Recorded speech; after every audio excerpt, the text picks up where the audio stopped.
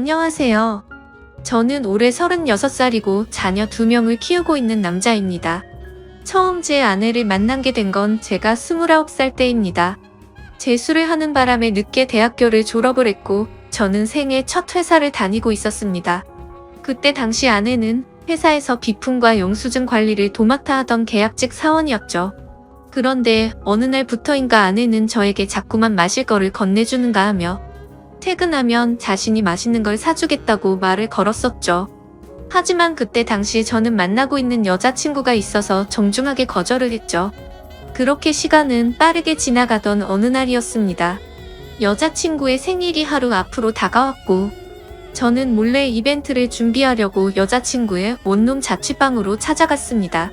그날은 여자친구가 친구들과 생일 파티를 하고 들어온다고 했기에 아무런 생각도 없이 비밀번호를 누르고 들어갔는데 여자친구는 어떤 남자와 단둘이서 바람을 피우고 있더군요. 저는 평소에 자존심이 너무 센 성격이었기에 그냥 별말 없이 준비했던 선물을 집 안으로 집어 던지고는 뒤돌아서서 나와버렸습니다. 뒤에서 여자친구의 목소리가 들렸지만 저는 돌아보지 않았습니다. 정말 서로 좋아했고 충격적인 그 상황에 힘들지 않았다면 거짓말이겠죠. 하지만 도저히 용서를 할 수 없었기에 모든 연락을 피하고 저 혼자서 그 상처를 묵묵히 견뎌내고 있었습니다. 그런데 제가 그렇게 힘든 걸 아는지 모르는지 계약직 사원이었던 아내는 제게 매일같이 호감을 표시하더라고요. 사실 저는 아내에게 관심이 없었습니다. 외모는 평범하면서도 귀여운 편에 속했지만 여자에 대해 진절머리가 났던 상태였습니다. 하지만 아무리 거절을 해도 계속해서 제게 달라붙길래 그냥 퇴근하고 술이나 한잔하자고 말하게 되었죠. 그날 얘기를 들어보니 아내는 가정 환경이 썩 좋지가 않았습니다. 돈을 벌어서 혼자 계시는 어머님과 어린 남동생의 뒷바라지를 하고 있다더군요. 물론 저보다 어린 나이에 기특하게 열심히 사는 모습이 좋아 보였지만 그저 그런 마음일 뿐 아내에게는 전혀 마음이 가지가 않았습니다. 그렇게 퇴근 후 술을 마시는 게 몇 번이 반복되다 보니 점점 외로워져서 정신을 놓은 건지 아내와 함께 시간을 보내게 되었습니다. 사실 그날 이후로 사귄다고 말만 하지 않았을 뿐 다른 연인들처럼 데이트도 하고 사귀는 것과 다름이 없었죠. 그렇게 몇 개월을 지내다 보니 새벽녘에 전 여자친구에게서 연락이 오더군요. 사실 시간도 많이 지나게 되어서인지 별로 대수롭지 않게 생각을 하게 되었고 결국에는 헤어졌던 여자친구와 다시 만남을 가지기로 했었습니다. 그로 인해 퇴근 후 데이트를 하던 아내에게는 이제 서로 신경 쓰지 말고 남남처럼 그냥 지내자라고 말을 해버렸습니다. 하지만 다시 만났던 여자친구와는 며칠도 채가지 못해서 다시 끝이 나고 말았죠. 처음에는 대수롭지 않게 생각했지만 만나면 만날수록 그때 있었던 일이 자꾸만 떠오르더군요. 더 오래 만나다가는 제게 의처증이 생겨나 버릴 것 같고 상상만 해도 견딜 수가 없어서 또 다시 헤어짐을 선택하게 됐습니다. 그러던 중 저녁 늦게 지금의 아내에게서 갑자기 연락이 왔습니다. 한참을 아무 말 없이 망설이더니 임신했다고 말하더라고요. 사실 그때 그 이야기를 들었을 때는 많은 생각이 들었죠. 정말 임신을 한 게 맞는 건가? 나를 붙잡으려고 지어낸 이야기가 아닐까라고 생각도 했고 별의별 생각이 다 들었습니다. 저는 다시 한번 확실하냐고 물었더니 확실하다고 하더라고요. 솔직히 그때 당시 아내에게는 정말 몹쓸 짓을 많이 했습니다.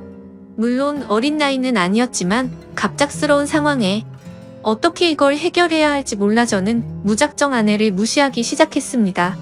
정말 지금 생각해봐도 제가 너무 무책임하기 짝이 없었습니다. 매일같이 울고 불며 이야기를 했지만 저는 끝끝내 아무 말도 하지 않고 모르쇠로 일관했었으니까요. 그리고 눈물만 뚝뚝 흘리는 어린 아내에게 따뜻한 말 한마디도 한 적이 없었습니다.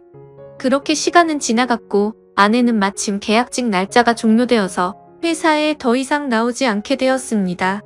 솔직히 그때는 저도 모르게 안도감이 먼저 들더군요. 이제는 가시방석에 앉아있을 필요도 없겠구나 하면서 말이죠. 정말 지금 생각해도 저는 천하의 나쁜 놈이었습니다. 아무튼 그날이 있고 나서는 멘탈이 제대로 잡혀지지가 않았죠. 그러다 어느 날 친형과 술을 먹게 되었습니다. 이런저런 이야기를 나누다 결국 지금까지 있었던 모든 이야기를 털어놓게 되었습니다. 당연히 친형은 제게 욕부터 하더라고요. 결국에는 부모님 귀에까지 들어가게 되었습니다. 집에서는 난리가 났었죠. 아버지께서는 남의 자식 망쳐놓고 뭐 좋은 일 있다고 매일같이 술이나 마시고 다니냐고 엄청 화가 나셨습니다. 어머니와 친형까지 저의 행동에 엄청나게 비난을 했었고, 부모님께서는 집에 한번 데리고 오라고 하셨고 저는 또 모르쇠로 일관했습니다. 하지만 어느 날 형은 제 휴대폰 연락처를 뒤지게 되었고 아내의 연락처를 알아내어서 저를 제외한 가족들이 아내를 만나게 되었습니다. 그러고는 며칠 뒤에 저는 모르게 아내를 집으로 부르셨습니다. 저는 당연히 아무 생각 없이 친구들과 술을 마시고 늦게 집으로 들어갔는데 제 아내가 집에 와 있어서 정말 얼마나 깜짝 놀랐는지 모릅니다. 일단 어쩔 수 없이 저는 아내와 나란히 부모님 앞에 앉게 되었고 부모님께서는 앞으로 어떻게 할 거냐고 화를 내셨습니다. 저는 그냥 술김에 짜증도 나고 이 상황을 빨리 벗어나고 싶은 마음이 컸습니다. 그래서 홧김에 저는 그냥 결혼할 테니까 더 이상 좀 그만하라고, 앞으로 이 문제로 왈가불가 하지 말아 달라고 말했습니다. 솔직히 홧김에 그런 말을 하긴 했지만 당연히 그때 당시 저는 이 말을 한다고 해서 정말 결혼할 생각은 없었습니다. 부모님 역시 그러라고 말씀하실 일은 절대 없다는 확신에 차서 한 말이었죠. 하지만 예상외로 아버지께서는 그때 그 자리에서 또박또박 말씀하시더군요. 그러면 지금 처자분 부모님이랑 조만간 만나서 이야기를 하고 싶으니 부모님이 시간 되실 때 자리를 한번 마련해보자고 하시더군요. 이때 당시도 설마라는 생각을 가지고 있었고 술에 취해서 그냥 대충 상황을 정리하고 얼른 일어나서 제 방으로 들어가 버렸습니다. 그렇게 아내는 집으로 돌아갔고 저는 술이 점점 더 올라오더니 제게 말도 없이 집에 찾아온 게 너무 화가 나더라고요. 그래서 새벽 늦은 시간에 전화를 걸었습니다. 차마 입에 담을 수 없는 욕이란 욕을 다 하면서 막말을 엄청 쏟아냈습니다. 아내는 저희 부모님이 비밀로 하라고 해서 미리 말 못했다며 그저 미안하다고 울기만 하더라고요. 아무튼 그날 이후로는 부모님과도 말을 하지 않았습니다. 그러자 부모님께서도 저를 없는 사람 취급하시더군요. 그러다가 며칠이 지나서 친형이 제게 얘기 좀 하자고 부르더군요. 무슨 일인가 싶어서 형과 이야기를 하는데 오늘 부모님께서 아내분 어머님을 만나 뵙고 왔다는 이야기를 제게 해주더라고요. 오늘 가보니 그쪽 상황이 많이 힘든 걸 알게 되었답니다. 얘기를 해보니 아내가 벌던 돈들은 전부 처가댁에 장모님과 처남의 생활비로 다 들어갔었고 지금까지 아내가 모아놓은 돈도 없다고 말하더군요. 그쪽이 형편이 좋지 않아서 당장 혼수조차 부담하기가 힘든 상황이라며 제게 어떻게 하려고 이런 일을 벌인 거냐고 묻더라고요. 저는 그 말을 듣고 속으로 만세를 불렀습니다. 이제 부모님께서도 이 결혼을 포기하시겠구나라는 생각이 들었던 거죠. 그리고 그때 당시에 저도 취직을 한 지 얼마 되지 않았었기에 모아둔 돈이라고는 고작 1,000만 원 가량 밖에 없었거든요. 하지만 보수적인 성격이었던 저희 부모님은 고집을 꺾지 않으셨습니다. 결혼식이야 가족끼리 조촐하게 치르면 되는 거고 집 문제야 본가에서 같이 살면 다 해결되는 문제니 뭐가 문제냐며 제 기대를 꺾어버리셨습니다. 결국 순식간에 결혼 날짜를 잡게 되었고 일정대로 척척 진행이 되더군요. 저는 그때부터 너무 당황했고 속이 타들어갔습니다. 그렇게 좋아하지도 않았던 여자랑 결혼을 해서 평생을 함께할 생각에 암담하더군요. 그리고 부모님의 고집만 내세우니까 점점 화가 나서 크게 대들기도 했습니다. 제 앞으로의 인생이 달린 문제인데 왜 이렇게 무책임하게 진행하냐고 화를 냈죠. 그러자 부모님은 네가 저지른 문제는 성인이 된 네가 책임지는 게 맞는 거고 네가 결혼한다고 하지 않았냐고 되묻자 저는 할 말이 없어졌습니다. 그냥 그때 당시에는 모두가 저를 망치게 만들려고 하는 것만 같아서 사소한 거 하나하나 다 마음에 들지 않았고 고슴도치처럼 모든 게 날이 서서 삐뚤게 느껴졌습니다. 아내에게도 못된 말을 계속했습니다. 이따위로 억지로 결혼한다고 달라질 것 같냐며 나를 만나봤자 돈도 없어서 아무것도 못 해줄 거고 시집살이가 그렇게 호락호락할 것 같냐고 말했습니다. 그리고는 정말 너한테 잘해줄 자신이 없으니까 고집 피우지 말라고 했죠. 하지만 제가 그런 말을 할 때마다 자신이 더 잘하겠다며 말하는데 너무 답답하고 그 상황이 싫었습니다. 심지어 친한 친구놈들 몇몇과도 술을 먹다가 이 이야기가 나오면 친구들은 온갖 욕을 제게 했죠. 그래서 점점 이 일로부터 자유로워지고 싶다는 생각이 들기 시작했고, 결국 제 책임을 통감하고 모든 사람의 뜻대로 그냥 결혼을 하기로 마음을 먹었습니다. 하지만 너무 삐뚤어져 있었던 저는 그렇게 마음을 먹고도 막말을 입에 달고 살았죠. 부모님께는 잘 살 자신이 없으니 행복한 결혼 생활을 할 거라는 기대는 하지도 말라고 했고, 아내에게도 늘 차갑게 몹쓸 말들을 많이 했습니다. 그리고 결국에는 결혼을 하게 되었습니다. 정말 좋아서 한 결혼도 아니었으니 신혼생활은 말할 것도 없었습니다. 신혼여행은 해외여행은 커녕 국내에 있는 흔한 여행지로 갔습니다. 심지어 그곳에 가서도 아내는 내팽겨쳐두고 혼자서 이곳저곳 돌아다녔고 거의 말도 하지 않았습니다. 그리고 나서 일상생활을 하면서도 퇴근하고 집에 들어오면 게임을 하거나 TV를 보면서 지낼 뿐 아내와는 일상적인 대화는 나누지도 않았습니다. 그리고 주말이나 노는 날에는 저는 항상 밖에서 친구들과 놀고 술을 먹다가 들어오고는 했죠. 평범한 부부들은 아내가 아기를 가졌을 때 극진히 대접받는다고 하지만 저희 부부는 그렇지 못했기에 제 아내는 그런 대접은 전혀 받지 못했습니다. 오히려 제 눈치를 보느라 뭘 먹고 싶다라는 이야기조차 단 한 번도 한 적이 없었죠. 그렇게 아내는 제게 불평이나 불만을 전혀 말하지 않았습니다. 그냥 묵묵히 혼자서 어머니와 집안일을 했죠. 하지만 저도 사람인지라 마음이 안 좋을 때도 있었지만 자존심이 쓸데없이 너무 강한 나머지 그러게 내 말 듣지라는 생각으로 그냥 그러려니 하고 넘어갔습니다. 그러다 어느 날 새벽에 예정보다 진통이 일찍 와서 정신없이 산부인과로 향했습니다. 그런데 남들과 달리 하루가 꼬박 넘어가게도 출산이 되지 않아서 슬슬 걱정이 되었지만 결국에는 고생 끝에 어렵게 출산을 하게 되었습니다. 출산 후 지쳐 누워있는 아내를 보고 있는데 저도 모르게 갑자기 울컥해서 눈물이 나더군요. 힘없이 늘어져 있는 모습에 뭔가 모를 마음이 들었죠. 하지만 쓸데없는 자존심에 그 눈물조차 보이기 싫어서 그냥 문 밖으로 나가버렸습니다. 그날 장모님과 처남이 아내의 손을 꼭 잡고 있을 때도 저는 아내의 손을 잡기조차 겁이 나더라고요. 제가 무슨 자격이 있어서 그 손을 잡을 수 있을지 그냥 무심한 척 수고했다는 말 한마디를 남기고는 그렇게 나왔습니다. 그날 이후로는 제 아내에게 미안한 마음이 많이 생겨났습니다. 언제나처럼 무뚝뚝하게 아내를 대했지만 마음은 그렇지 않았죠. 예전과 달리 미안한 마음이 생겨났었고 그동안 미안했다는 말 한마디를 하고 싶었습니다. 그렇지만 왠지 모를 쓸데없는 생각에 아무런 말도 하지 못했던 거죠.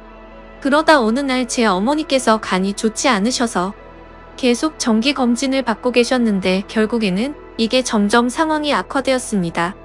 병원에 입원하셨을 때 친형과 어머니 그리고 아내가 번갈아 가면서 병실을 지켰습니다. 전 휴일에만 병실을 지켰고요. 자녀를 낳아서 키우고 계신 분들은 아마 아실 겁니다.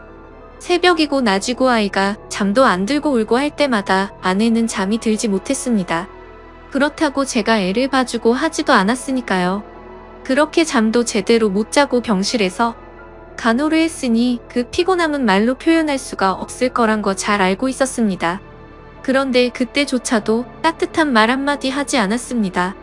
병실에 있던 다른 분들조차 며느리가 진짜 효녀라며 저한테 장가 잘 갔다는 칭찬을 할 때도 아무런 말도 하지 못했습니다. 입이 두 개라도 할 말이 없는 건 당연했던 거죠. 다행히 수술은 잘 되었고 어머니께서 퇴원하시기 전까지 아내는 그렇게 육아와 병간호를 했습니다. 어머니가 몸이 괜찮아지시고 집에 오셨을 때 부모님께서 물려받은 땅을 팔았다며 1억 5천만 원을 주셨습니다. 근처 전세라도 얻어서 이제 분가라고 하시더라고요. 아내는 한사코 괜찮다고 말하는데 저는 그러자고 했습니다. 사실 이때 그러자고 말을 한 건 아내에게 미안한 마음이 너무 커서였습니다. 아무래도 시부모님이랑 같이 사는 것보다는 그래도 무뚝뚝한 남편일지라도 아들과 셋이서 사는 게 나을 거라고 생각했죠. 부모님은 당연히 그렇게 하라고 하셨고 아파트로 전세를 하나 구해서 분가를 했습니다. 거의 말도 안 하고 했지만 간간히 아이도 같이 봐주고 이사하고 처음으로 레스토랑을 갔는데 맛있다고 웃으며 말하는 아내를 보면서 이때부터 정말 마음이 울컥해서 눈물이 날 뻔했죠. 그래서 그날 이후로 저는 변하겠다고 다짐을 했습니다. 연애도 저와 제대로 해보지도 못하고 아이를 가졌을 때도 대접 한번 제대로 해주지 못했던 생각이 났습니다. 그리고 시집살이와 시부모 병간호까지 해왔는데 이제 와서 돌이켜 생각해보니 그 흔한 레스토랑 한 번을 같이 와보지를 못했더라고요. 미안하고 너무 미안했습니다. 비록 무뚝뚝하게 말하고는 했지만 이때부터는 그래도 나름대로 다정하게 대했습니다. 그러다가 장모님께서도 평생 겪고 계신 질환으로 많이 아프시기도 했고 처남도 중학생이라서 아내는 간간히 처가에 들려서 집안일을 돕고 집에 들어오고는 했습니다. 나중에 알게 된 사실이지만 장모님께서는 류마티스 관절염을 손가락 마디마디에 걸리셨습니다. 이게 집안일을 하거나 할 때 끔찍할 정도로 아프다고 하더라고요. 하루는 그런 아내가 너무 안쓰러웠고 장모님과 처남까지 마음에 많이 걸렸습니다. 그래서 저는 아내에게 말했습니다. 그냥 장모님이랑 처남 다 같이 여기서 지내자고 말했죠. 진심으로 한 말이었습니다.